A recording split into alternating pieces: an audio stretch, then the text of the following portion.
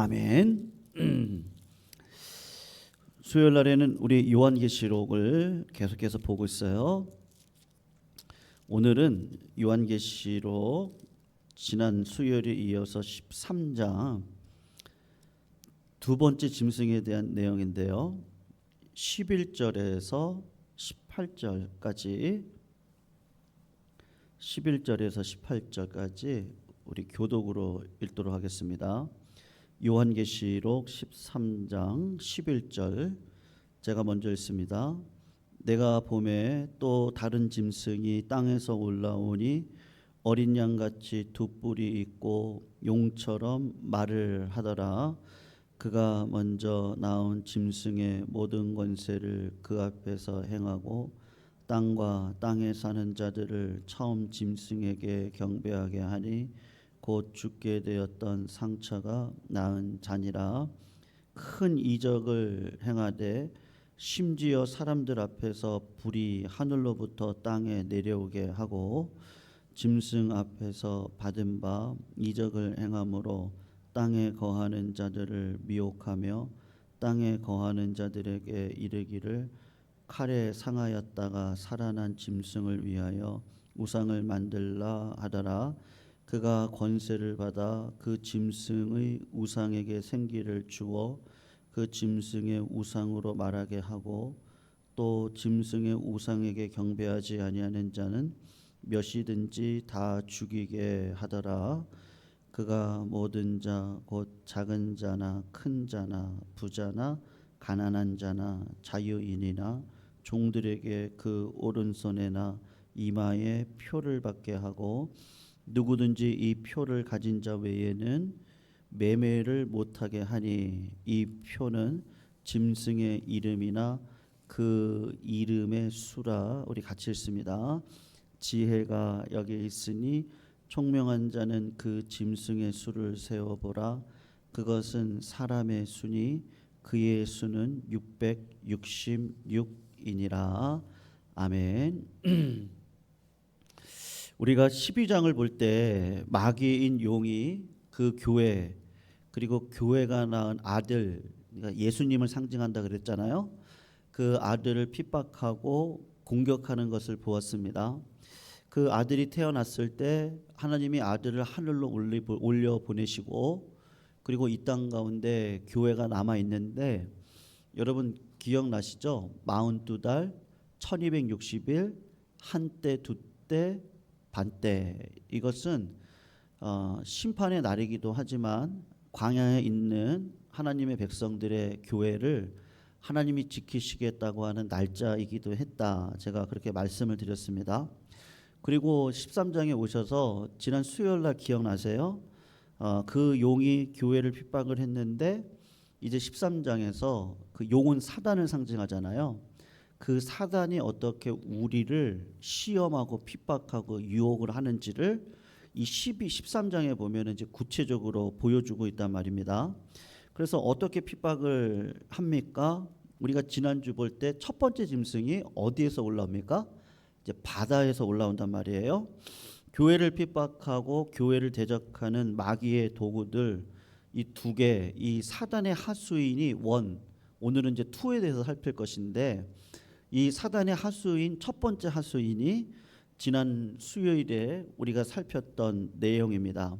지난주에 보았던 그 첫 번째 사단의 하수인의 모습이 어땠느냐 하면 굉장히 무시무시하게 생겼다라고 제가 말씀을 드렸습니다. 다니엘서에 나와 있는 환상을 그대로 이용을 해서 사도 요한이 물에서 올라오는 짐승이 뭐 같다 그랬어요? 혹시 기억나세요?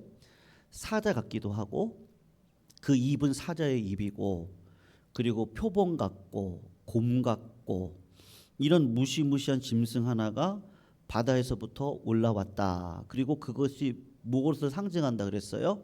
이 권력이나 힘을 상징한다라고 그렇게 말씀을 드렸습니다. 그리고 오늘은 이제 두 번째 시간인데 두 번째 짐승이 그 땅에서 올라오는데 어떤 모양으로 생겼냐 하면 한번 11절을 한번 보세요. 어떻게 나오고 있어요? 내가 보매 또 다른 짐승이 땅에서 올라오니 그리고 외양이 어떻다 그래요? 어린 양같이 두 뿔이 같고 용처럼 말을 한다. 이렇게 이야기를 하고 있습니다. 우리가 지난주에 봤던 짐승은 곰 같고 사자 같고 표범 같고 굉장히 어떤 거예요? 막 무시무시하게 생겨 있는 어떤 모습이란 말입니다. 그러니까는 그 생김새 자체가 사람에게 호감이 있는 거예요, 없는 거예요? 첫 번째 짐승은요, 호감이 없어요. 그러니까 무시무시하니까 그 짐승을 볼 때 마음이 두렵고 떨리단 말이에요.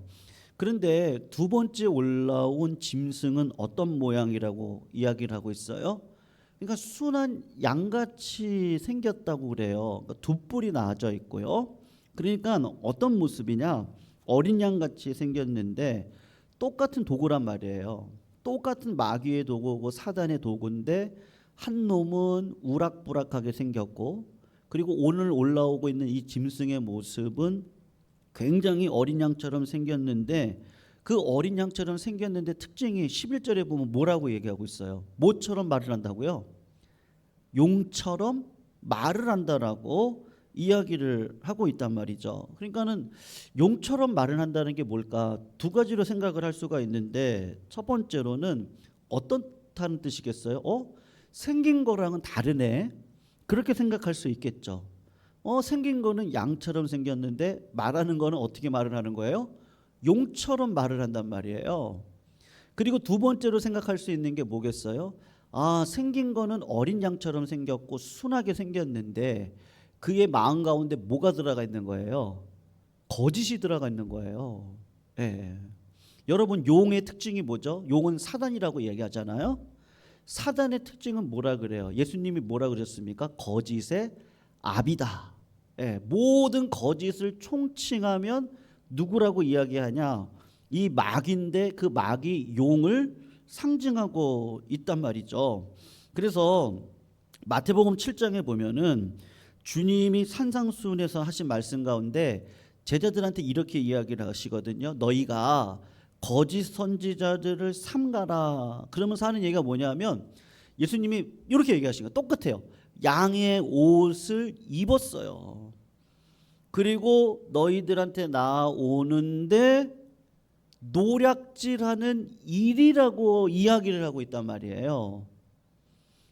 그러니까 이 두 번째 짐승의 특징이 뭐냐 하면 이 마귀의 특성이겠죠. 마귀가 우리가 생각하는 막 뿔 달리고 뭐 사자처럼 늑대처럼 생긴 거가 맞는데, 그런데 그걸 가리기 위해서 사단이, 여러분 사단은 성삼위일체를 따라한다고 제가 지난주 말씀드렸잖아요. 하나님을 똑같이 따라한다니까요. 그러니까 오늘 본문이 얘기하고 싶은 게 뭐냐, 나중에 인치는 것도 똑같아요. 성도들의 마음 가운데, 이마의 가운데 인을 치잖아요. 성령의 인을 딱 치는데 오늘은 666이라고 하는 인을 뒤에 보면 딱 치는 사건이 나와요. 666은 다음 주 수요일 날 살펴볼 건데요. 여러분, 마귀가 누구를 쫓아요? 하나님을 쫓아한다니까요. 그러니까 성부 하나님, 성자 예수 그리스도, 성령 하나님, 마귀가 오늘 지난 수요일 날 살폈던 첫 번째 그 짐승, 사자 같고 표범 같고 곰 같은 그 하수인 한 놈을 딱 두고 또 한 놈을 딱 두는데 양 같은 놈을 하나 딱 둬서 이 무시무시하게 생긴 짐승을, 이 양같이 생긴 이 사람이, 이 짐승이 이거를 어떻게 하는 거예요? 그러니까 상쇄를 시키는 거예요. 그리고 사실은 누구를 드러내기를 원하는 거예요? 마귀를 드러내기를 원하는데 그 마귀가 무슨 옷을 입고 있다는 거예요? 양의 옷을 입고 첫 번째 짐승처럼 무시무시한 속의 마음을 가지고 노략질을 한다니까요. 그게 뭐예요? 이 마귀란 말이에요. 여러분, 제가 어제 우연히 진짜 우연이에요. 우연히 이제 어떤 뉴스를 봤는데 어떤 목사님에 대한 내용이었어요. 굉장히 유명하신 분이고요. 근데 그분이 그 뭐 알뜰폰 그것도 하시더라고요. 알뜰폰. 뭐 조국을 위해서, 나라를 위해서 여러분들 알뜰폰에 가입하세요. 네.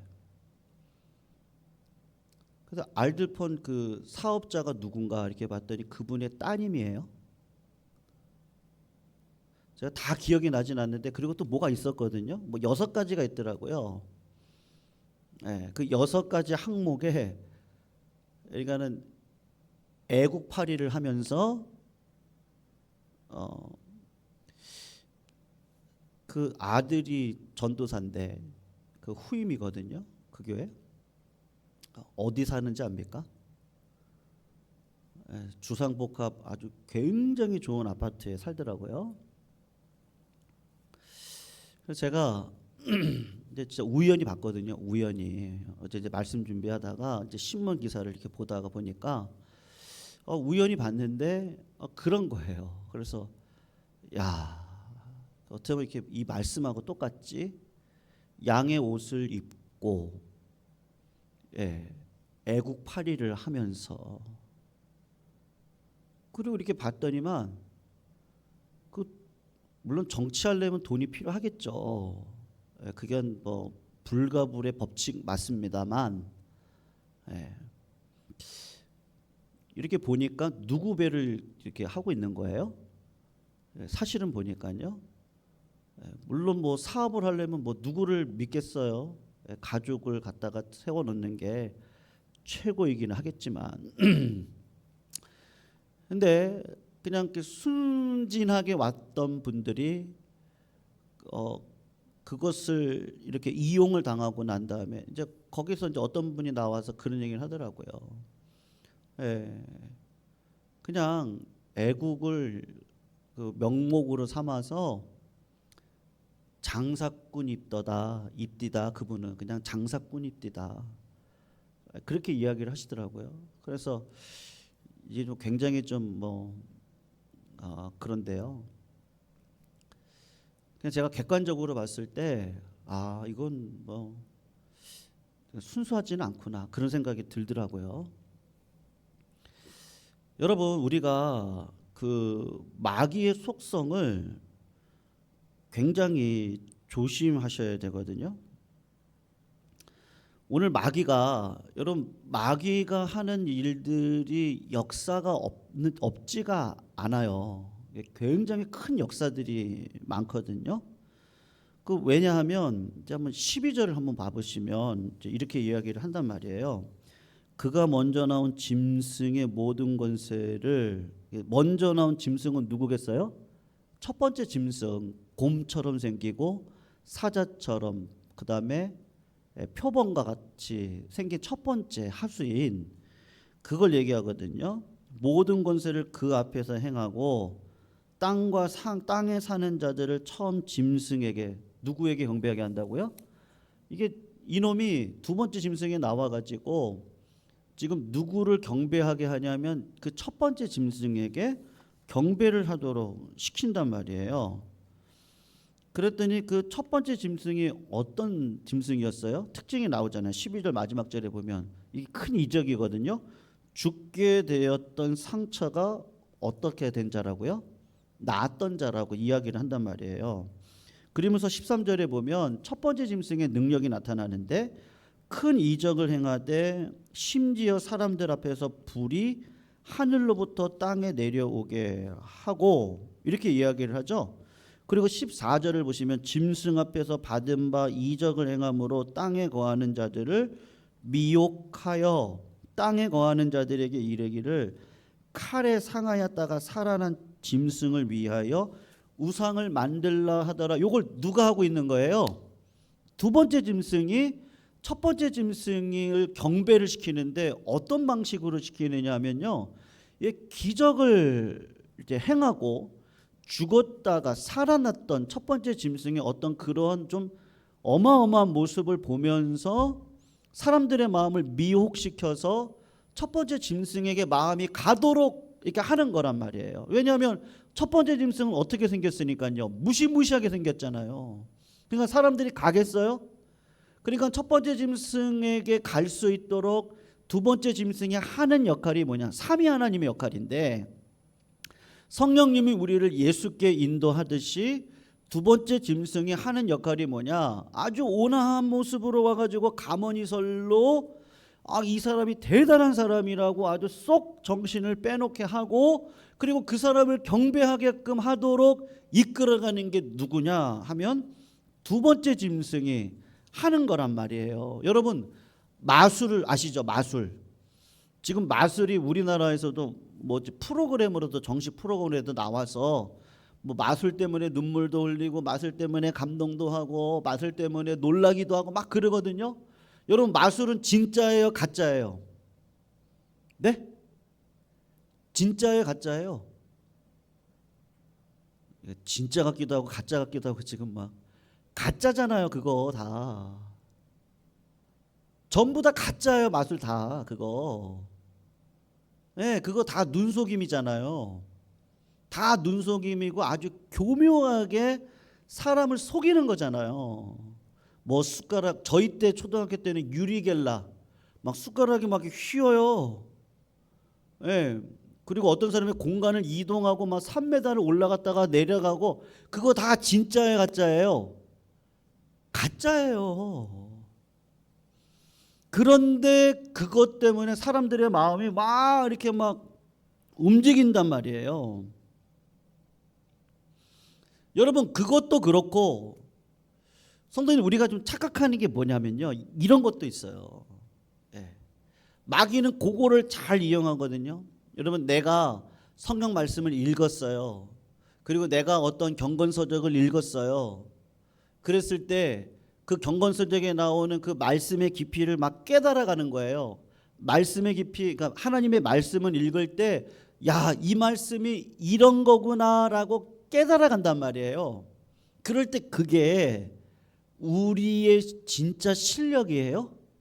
어떻게 생각하세요? 내가 말씀을 읽고 경건서적을 읽고 어느 기독교 단체에 들어가서 훈련을 받고 했던 모든 것들이 내 실력이겠냐고요. 그거는 내 실력이 아니고 단순히 그 모든 경험치를 어디에다가만 둔 거예요? 요 머리에다가만 둔 거란 말이에요. 그리고 요게 가슴으로 내려오기까지가 얼마나 시간이 오래 걸려요. 수십 년이 걸리고 평생이 걸리는 작업을 이 땅 가운데서 하나님과 함께 몸부림치고 연단받으면서 그 알고 있는 그 지식이 가슴으로 내려오기까지는 굉장히 오랜 시간이 걸린단 말이에요. 이게 어떤 면에서 보면 내 힘으로 될 수가 없거든요. 근데 마귀가 지금 그런 거를 다 이용을 하고 있는 거예요. 네가 알고 있는 건 너야. 아니죠. 내가 알고 있는 걸 가지고 정죄할 따름이에요. 정죄하면 뭐예요? 마귀죠. 마귀의 모습이 우리 가운데 있다니까요. 그 마귀의 모습을 가지고 사회적으로 어떻게 하는 거예요? 이렇게 하면 안 된다라고 이야기를 하고, 이렇게 하면 나라가 망합니다라고 이야기를 하고, 이렇게 하면 우리가 전부 다 죽습니다라고 이야기를 하는데, 사실 그 사람은 어떤 사람이에요? 실력은 없어요. 여러분, 히틀러를 생각해 보세요. 히틀러가 아주 교묘한 나쁜 사람인데, 그 아리안주의, 그 민족, 그 독일 게르만 민족의 그 자부심, 이거를 고취시키면서, 그게 나쁜 건 아니죠. 우리 민족이 잘 살겠다고 하는 게 그게 나쁜 건 아니에요. 근데 그거를 교묘하게 반유대주의를 같이 합쳐가 가지고 그들의 마음을요 부정적으로 만들어서, 부정적인 마음을 아주 크게 해가지고 결국은 유대인들 600만 명을 죽였거든요. 그러니까 어마어마한 숫자입니다.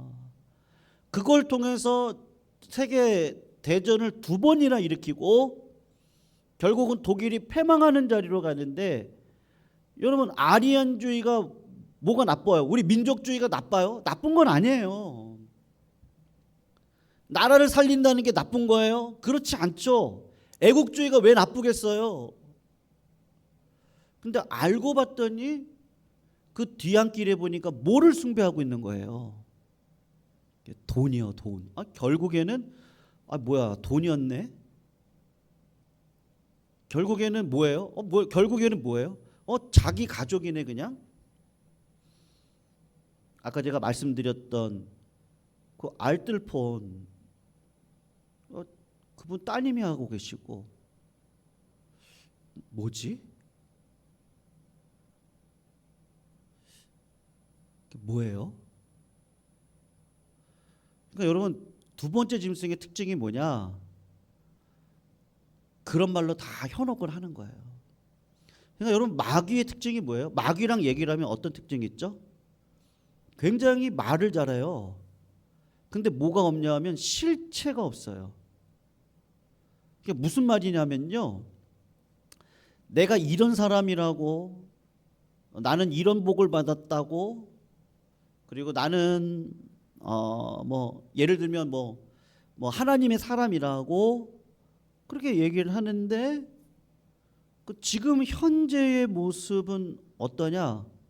그때 그 얘기는 다 과거 얘기예요.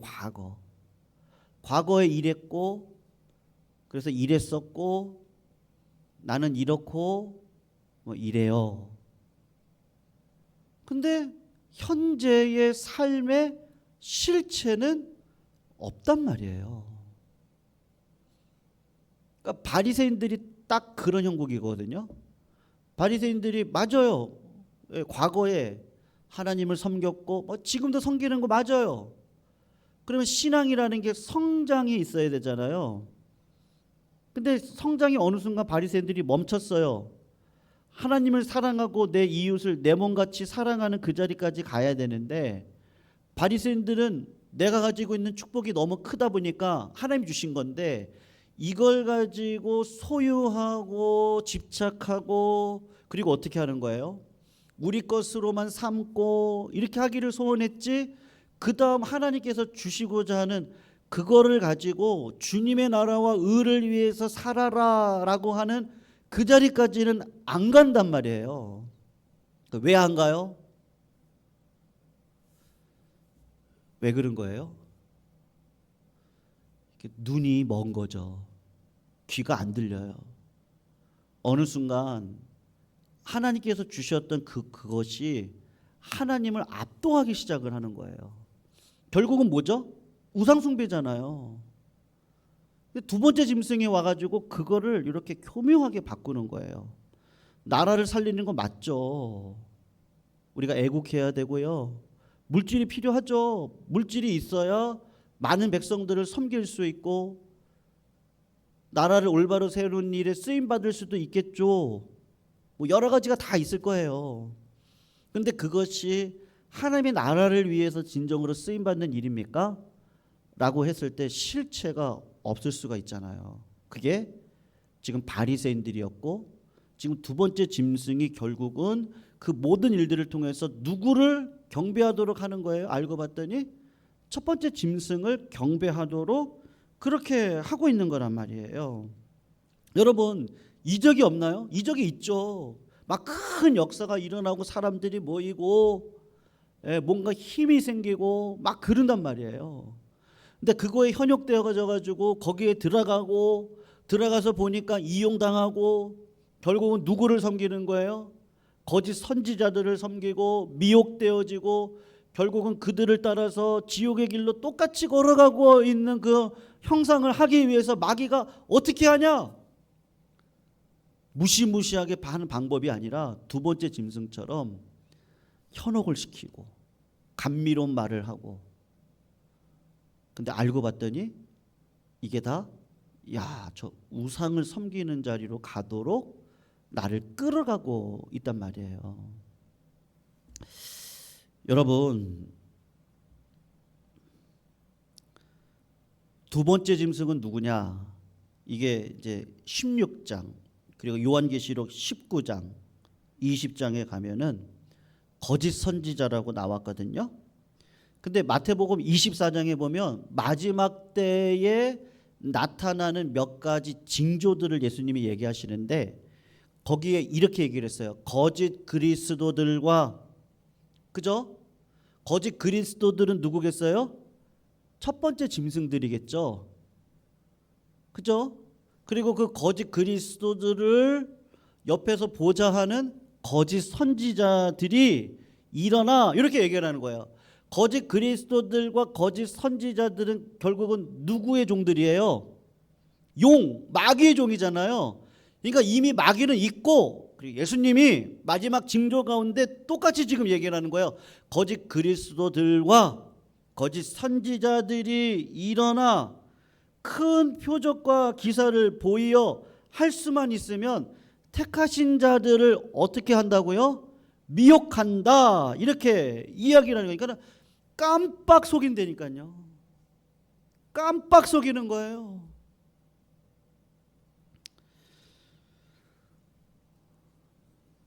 사랑하는 성도님들, 오늘 14절을 한번 보세요. 짐승 앞에서 받은 바 이적을 행함으로 땅에 거하는 자들을 어떻게 한다고요? 미혹합니다. 그 기적을 행하면서 속여서 어떻게 합니까? 땅에는 거하는 자들에게 이르기를 칼에 상하였다가 살아난 짐승을 위하여 우상을 만들어라. 그러니까 결국은 우상 만들기 위한 거란 말이죠. 여러분, 지금 누구 흉내를 내고 있는 거예요? 이렇게 보니 다 하나님 흉내를 내고 있는 거란 말입니다. 흙으로 사람을 만들고 거기에 생기를 불어넣어서 생명이 되도록 하신 분이 하나님이신데, 우상을 만들었는데 그곳에 생기가 들어가는 거예요. 어떤 생기가 들어가는 거예요? 두 번째 짐승이 와가지고, 이게 성령과 똑같은 역할이란 말이에요. 그러니까는 생기를 불어넣는데 말을 하면서 많은 논리, 이론을 가지고 허상을 만들어서 결국은 마귀를 섬기도록 우리를 이끌어 가도록 하나님이 아닌 이 마귀가 그런 역할을 하고 있는단 말이에요. 그러면서 하는 얘기가 있습니다. 요건데요. 이제 마지막으로 살펴볼 내용인데 16절을 한번 보시면 이제 이렇게 얘기를 해요. 그가 모든 자 곧 작은 자나 큰 자나 부자나 가난한 자나 자유인이나 종들에게 그 오른손에나 이마에 뭐를 받게 한다고요? 표를 받게 하고 누구든지 이 표를 가진 자 외에는 매매를 못하게 하니 이 표는 곧 짐승의 이름이나 그 이름의 수라. 이렇게 이야기를 하고 있단 말이에요. 여러분, 둘째 짐승이 올라와서 온갖 이적과 기사를 행하면서 사람들의 마음을 빼앗잖아요. 그 사람들의 마음을 빼앗아서 이제 한쪽으로 몰아붙이면 되는데, 여러분, 첫 번째 짐승에게 경배하게 만들면 되는데 어떻게 경배하게 만드느냐, 이렇게 봤더니 이제 뭐를 하는 거예요? 표를 받아서 경배하게 만든다는 거예요. 그러니까 이 표, 근데 그 표를 누가 받냐? 가난한 자, 부자, 작은 자, 큰 자, 자유자, 종, 모든 사람들에게 무차별적으로 요구를 하게 되는데, 이 표를 받지 못한 자들은 뭐를 못한다고 얘기가 나오냐면 매매를 못한다고 얘기가 나오잖아요. 여러분, 이 표는 뭐예요? 표 뭐예요? 옛날 저 중학교 때 이 요한계시록을 잘못 풀었던 분들이 했던, 그때 제가 왜 요한계시록 그 징조에 대해서 제가 왜 책을 읽었는지 모르겠어요. 제가 중학교 때 그 책을 읽었거든요. 근데 읽었던 책이 어떤 책이냐면 세대주의자들의 책이었어요. 이거는 이단의 책을 제가 읽었어요, 그때. 근데 요 요한계시록에 나오는 요 표를 그 당시에 뭐라고 얘기했냐면 바코드 아시죠? 바코드요. 예.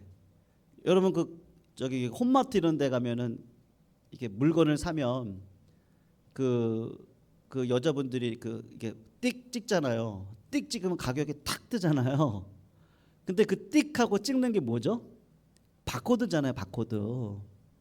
그래서 저 중학교 때 요 표가 뭘까? 바코드라 그랬어요, 그때요.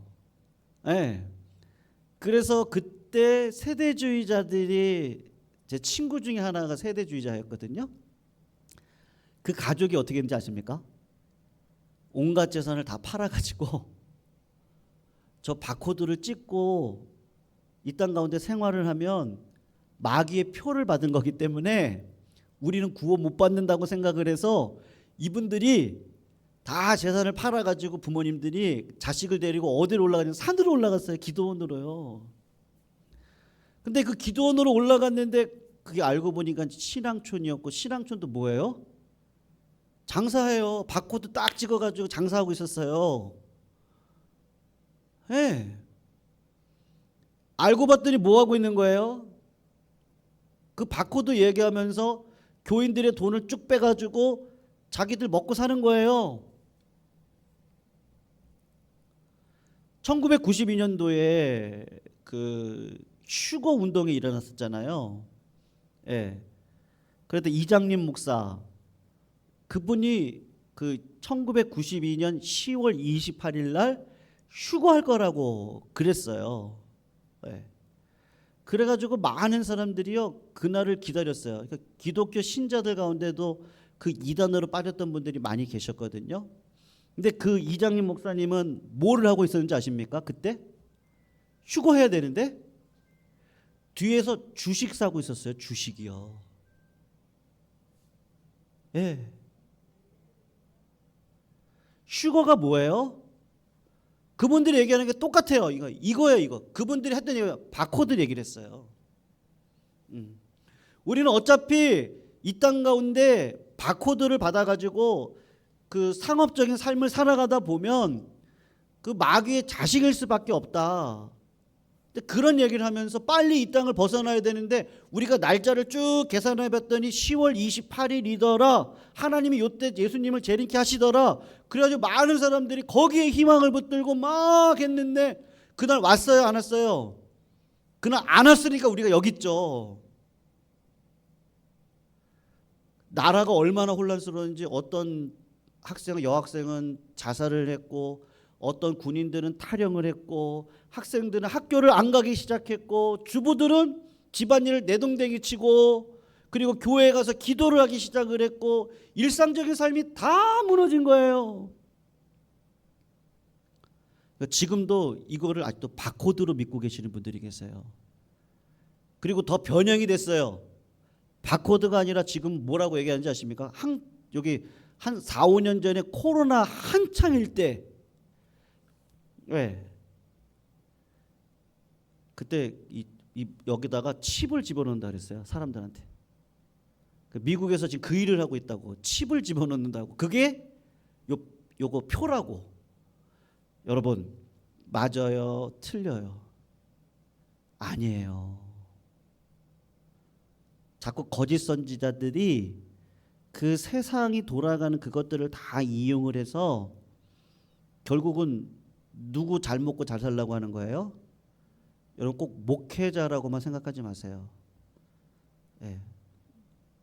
중직자들도 그럴 수 있어요. 그리고 교회에 다니시는 분들도 그러실 수 있어요. 예. 거짓 선지자가요. 여러분 어떤 직위를 가지고 오지 않고 우리의 마음을 이 순진한 마음을요 이용을 해서 마귀의 마음에 그냥 쏙 들게 바꿔가지고 그리고 뭐를 하는 거예요? 자꾸 마음 가운데 뭐를 심어줘요? 두려운 마음을 심어줘요. 큰일 났네. 괜찮아요. 마음껏 바코드 하셔도 돼요. 우린 그러고 살아가고 있잖아요. 마귀가 자꾸 두려운 마음을 심어주고 어떻게 해요? 우리를 자꾸 마귀를 바라보게 한다고요. 근데 그리스도 안에 있으면 뭐가 있습니까? 자유함이 있잖아요. 그거는 아무 상관없어요. 마귀가 자꾸 이게 지금 무슨 말을 하는 거냐면 표를 줘서 매매를 못하게 함으로 그 당시 초대교인들이 어떤 상황에 있었어요? 다 카타콤으로 들어갔거든요. 그 당시 상황에는 맞아요. 매매를 못하게 하는 거야. 예수 믿으면 일상적인 생활을 못해요. 그 당시에. 그런데 마귀가 지금 원하고 있는 포인트가 뭐예요? 자꾸 우리를 어디다가 마음을 두게 하도록 이끌어가는 거예요. 마귀의 마음이 들어오면 자꾸 우리는 어디로 가요? 뭘 먹을까? 입을까? 마실까? 네. 그게 필요 없는 건 아닌데 하나님을 바라보지 않고 자꾸 세상적인 것들을 염려하고 불안에 떨게 하고 근심하게 하고 그래서 자꾸 뭐를 잊어버리게 하는 거예요?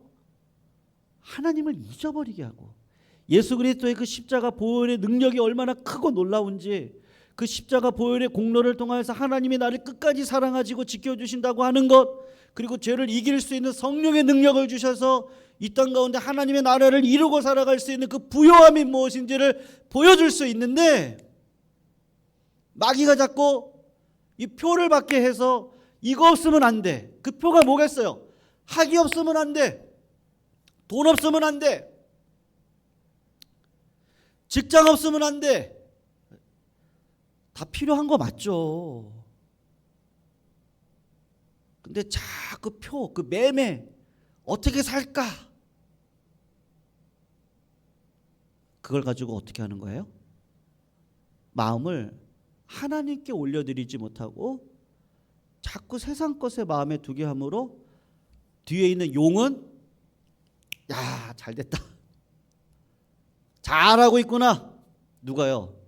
하수인 1, 하수인 2. 하나는 무시무시한 놈, 하나는 아주 그냥 기생 오라비처럼 생긴 놈.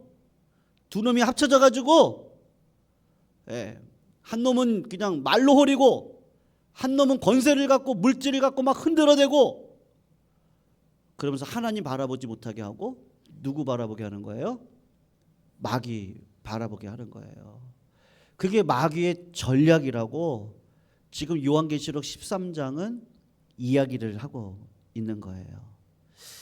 우리 다음 주 수요일 날은요 666에 대해서 말씀의 은혜를 나누도록 하겠습니다. 우리